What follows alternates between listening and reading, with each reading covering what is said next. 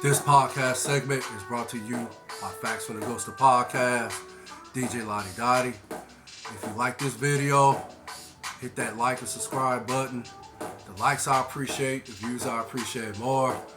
Without further ado, shall we begin? How y'all doing? Facts When It Goes to Podcast, DJ Laudy Daudy. Today's segment is going to detail, and again, my pick before the season even started. Yo, Super Bowl 58 champions, the Kansas City Chiefs. Now, there's a many components why I picked the Kansas City Chiefs to win this year's Super Bowl 2024. And the two that I think is obvious to most football fans, analysts, and so forth is the fact that they have perhaps the best head coach in the game in Andy Reid. He's definitely one of the elite head coaches in the game. And they have the best quarterback in the game in Patrick Mahomes. That's why, and then of course they they won the championship last year when they defeated the Eagles. And they were Super Bowl 57 champions. So my motto is, and it's just clearly my opinion, this is how I feel when any team wins a championship in any sport. I feel they're the team to beat until you defeat them. Until they are defeated, that's the team I'm going to roll with, because they are the champions. They are the defending champions. But the game itself, it's kind of like what started off. I've been hearing some people say the game was kind of boring. That I did not see in the game at all. But what I did see in the game, or actually what I saw in the game, was two great teams. And like I said, it seemed like a heavyweight fight, in my opinion. That's what it kind of reminded me. Kind of reminded me of what? Muhammad Ali versus Joe Louis. And, it's just basically going 15 rounds until, one of them ends up winning the fight, which was Muhammad Ali. He defeated Joe Louis. Can't recall the year it happened, but I know it went 15 rounds, and Muhammad Ali ended up defeating Joe Louis for the WBA World Heavyweight Championship. That makes sense. So this was yesterday. Well, what is it? Tuesday. So I have to say, 2 days ago. That's what the game that took place two games ago, the Super Bowl, and the matchup between the Kansas City Chiefs and the San Francisco 49ers. That's what that game reminded me of, kind of that matchup between Joe Louis and Muhammad Ali. Basically, just a heavyweight fight, and they were both just like slugging it out, right? Jockeying to get the advantage over one another.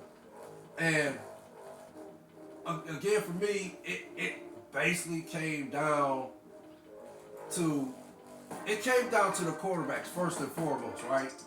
Okay, but ultimately, at the end of the day, it just basically, it was a plethora of big plays that Kansas City made, defense and on the offensive side of the ball. But the Niners made, I want to say the same. Well, no, I can't say that because they would have won the game. So I would say that, the 49ers made some plays too. Let's say it like that. They made some plays too. And a lot of people say that the muff punt by the 49ers, the punt returner, I can't think of his name, but he muffed the punt, and of course Kansas City recovered it. And then they were able to, I almost want to say they were able to take a 3-point lead, because at that point the Chiefs were down 10-6, and then once the guy muffed the punt, then they were able to get a score and make it 13-10 Kansas City. But again, for me, what stood out in the game was the defensive plays. And I would like to think Chris Jones made like 3 saving touchdown defensive plays. And I can't think of the other guy. I want to say Snead. He made some plays. For me, it came down to a defensive battle in which, yeah, Kansas City ended up, winning that battle on the defensive side of the ball. But again, I think there was one play that I remember. It was 3rd and 4, and Chris Jones was able to run by the defender. He was unblocked, but he was able to get by the defender and put enough pressure on Brock Purdy to prevent him from throwing perhaps a game-clinching touchdown. Instead of it being perhaps a game-clinching touchdown, it ended up being an incomplete pass. He overthrew. But he overthrew the receiver because of the pressure. But again, and Shannon Sharp couldn't have said it no better, and I agree with Shannon Sharp. He said that many great quarterbacks are able to stare at the barrel of the gun and still be able to throw that great pass to win the game, and I agree with him. Yeah, actually in reality, the great quarterbacks does that. They do make plays like that. In particular, Joe Montana, Tom Brady, Eli Manning, Peyton Manning. You could even lightweight actually throw Doug Williams in this conversation. No, is he one of the greatest quarterbacks ever played the game? But no. But against the Super Bowl against the Broncos, I like to think that was the year of '87. But he was able to make enough plays in that game to, ensure the Washington Redskins, which are the Washington Commanders, but at the time they were the Washington Redskins. But he was able to ensure that they were, that they was going to win, the Super Bowl in 1987, I believe. But yeah, he made enough plays. I believe he set records throwing the football. So you could throw Doug Williams in there as far as him making plays on an elite level for that game, if that makes sense, for all the marbles, for the money, the championship. He made a lot of great plays for that game, Doug Williams. And then, of course, Troy Aikman. Oh, man, who was another one? Gosh, John Elway, of course.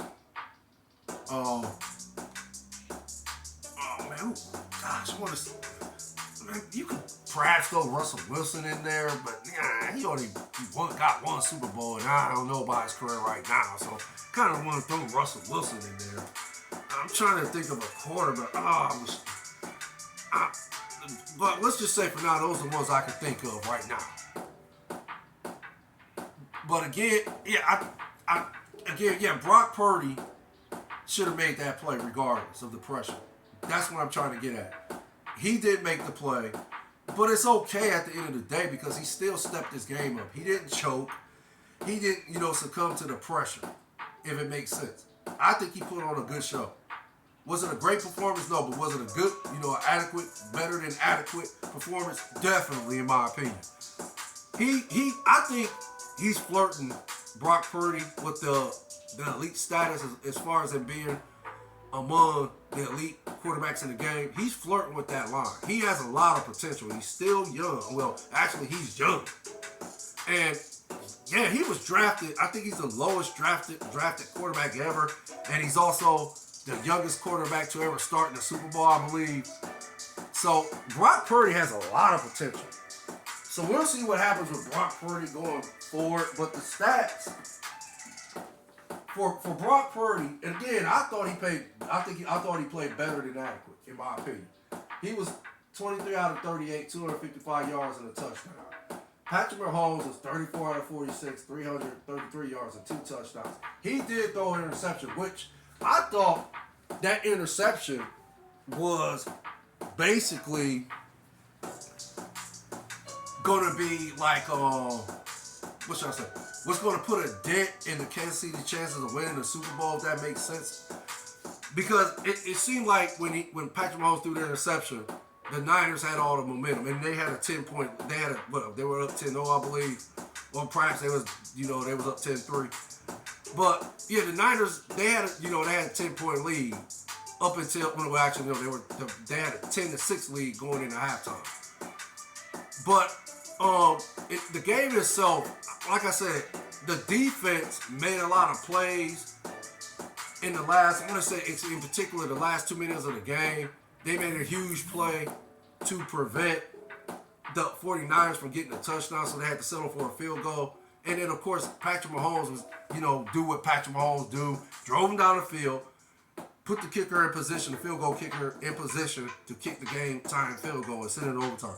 So now we're in overtime, right?